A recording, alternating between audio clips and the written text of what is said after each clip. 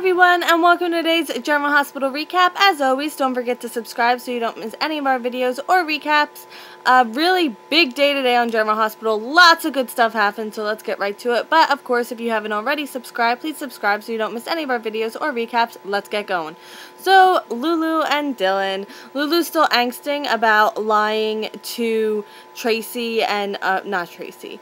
Lying to Dante. I had written down the wrong name, and then I was correcting it, and then I ruined the correction, right, E-Cat? See, she makes it all better. And then Nicholas shows up, and they talk about Luke and Laura for like a hot second. And Dylan tells Nicholas that Luke and Laura left for their getaway, and Nicholas is confused because she was supposed to come back to the house for Spencer, but you know, it's all an act. And Dylan tells Nicholas the reason they left town is because they didn't want to shove it in Tracy's face that they were getting remarried. So then Nicholas wants to make an arrangement with Dylan to finance his indie film. And Nicholas says he's been looking for ways to diversify ever since Victor's clinic project blew up. And Dylan's like, I gotta be honest with you, I'm lucky if I even break even on this stuff, and I make a genre of a subgenre. And Nicholas is like, well, let's talk about it, let's work something out. So then Nicholas brings up the ELQ stock, and they remind us of that whole Relish thing, the joint venture between Tracy and Nicholas. And Nicholas offers to bankroll Dylan's production company for 3 films over the next 5 years for 0.5% of Dylan's share, which would put him over 50%. And I'm like, Dylan, no. Especially when I think Dylan's well aware that someone's trying to take over the company. Yeah, he definitely knows that. So I don't know. I don't think he's going to do it. At least I hope he doesn't. Please, Dylan, don't do it. And at the hospital, Patrick talks to Elizabeth about Jake and Michael's hiring practices and hiring Jake, and I don't know.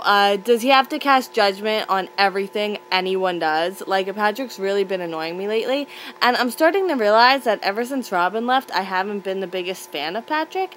So, I don't think I like him without her, just saying. And Patrick also brings up the dinner date for the 4 of them, Elizabeth, Patrick, Sam, and Jake, going out to dinner, and Elizabeth says she doesn't think it's a good idea. I wonder why. And Patrick brings up an alternative reason for Elizabeth to cling to for turning down the dinner date. And then Patrick lets it slip that Sam is working on the side of ELQ, that Sabrina hired her.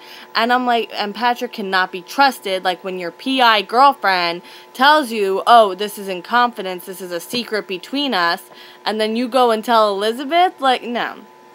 No, these people are going to the enemy. So then, after Patrick leaves for rounds or whatever, Elizabeth immediately calls Nicholas, right?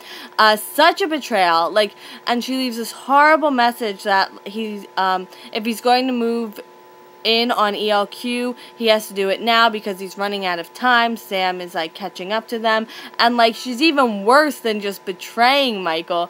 She's complicit in it now. She's basically an accomplice to the ELQ takeover. I can't.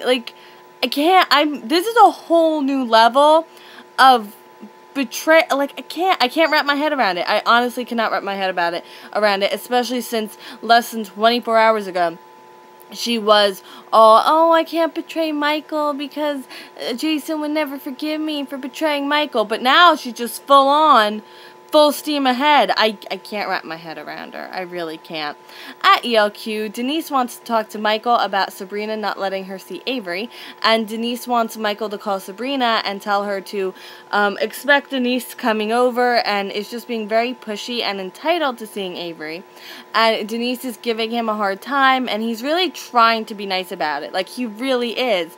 But she's scheduling an appointment, it's too formal, and she's my flesh and blood. And Michael's like, I understand that, but I have 50 billion things happening right now, and you're practically a stranger to her.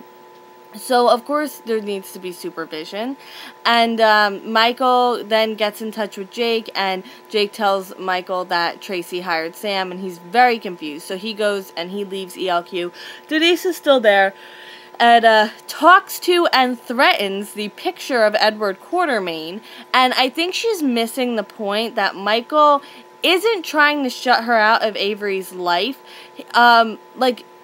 he's trying to protect Avery from a potential stranger that could hurt her, and she's taking this way too personally because he isn't not letting Avery see her mother. He's not letting Avery, and it's not like he's not even not letting Avery. He just wants there to be a scheduled time so he can supervise, or at least Sabrina can supervise, because they don't know Denise from a hole in the ground. And if anything, Ava should be happy that Michael is trying to protect Avery, like, and he takes such precautions to protect Avery. She's coming at this from, like, a totally wrong angle. And of course, like, I know, like, it hurts not to be able to see your kid, but she's not Ava. Like, she has to realize she's not Ava, and he isn't not letting Ava see her. He's not letting Denise. And even, I already said the whole thing about not letting, but you know what I mean.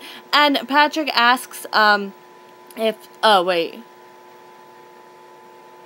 Oh, I have this in the way wrong section, and that's supposed to be Michael. Forget I just said that. At the Quartermaines, Jake calls,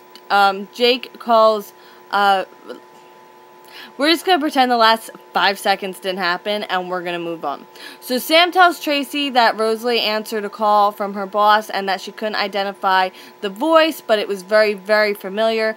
And Jake follows Michael into the Quartermaine mansion, and he's recognizing it, I think. I should mention this. Michael now arrives at the Quartermaines.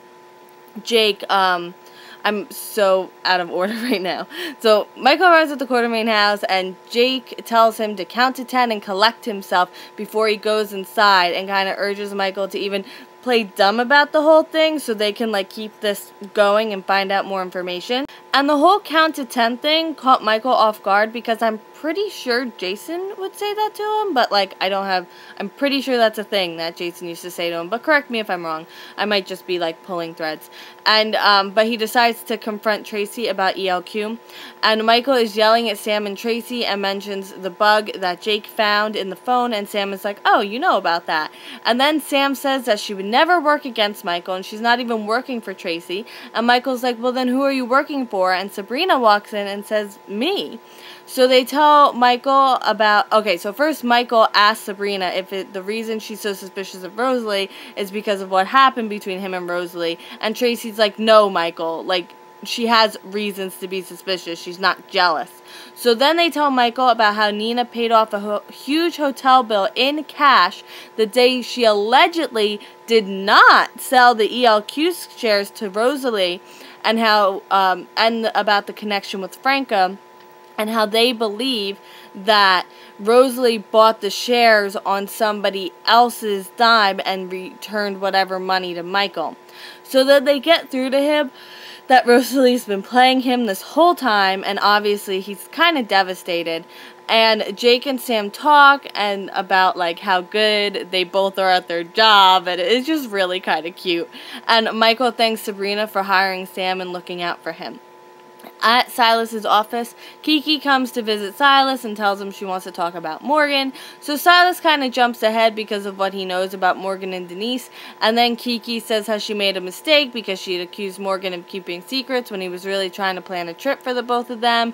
And then Kiki tells Silas that she doesn't want to go on a trip while Denise is still in town, and Morgan wasn't happy about it, and how she feels bad because he was trying to do something romantic and blah, blah, blah, blah, blah. And then Kiki apologizes for the whole, I'm skipping ahead.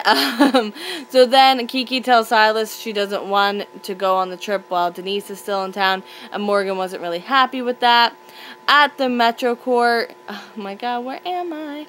At the Metro Court, Morgan is talking to Sunny about Denise and how Kiki wants to spend time with Denise, but Morgan doesn't want to because of what happened between them. And I'm like, Morgan, nobody's holding a gun to your head and forcing you to go to these outings with Denise and Kiki. You could just very easily say, you know, Kiki, I think you should have alone time with your aunt and be done with it. Like, he's making a huge deal of something that is not a huge deal. And Morgan tells Sunny that he wants to ask Michael if Sunny can visit with Avery, and Sunny advises against it because he doesn't want more stress between Morgan and Michael. And then Morgan heads off to ELQ, Kiki runs into Sunny, and Sunny tells her that Morgan went to ELQ. And at ELQ, Ava is having another breakdown about not seeing Avery and Morgan. Avery, she's still kind of talking to Edward Quartermain, and Morgan comforts her, and it looks like something might happen. And they separate, and she goes to leave, but he keeps her there and starts talking about how much she reminds him of Ava, and they kiss, like, a lot, and then they burst into Michael's office, and it looks like they're about to sleep together. Yeah, really good way to start your relationship with Kiki, by sleeping with her mom. So, like, I don't know, just saying, like, if Denise was a whole separate person and Morgan's, like, projecting this, like, Ava stuff on her, that'd be, like, a really gross thing to do, not even, like, taking into account how she feels. I just want to put that out there, because Morgan's kind of a scumbag. Just my opinion. Kind of, like, he's totally a scumbag. Again, this is just my opinion.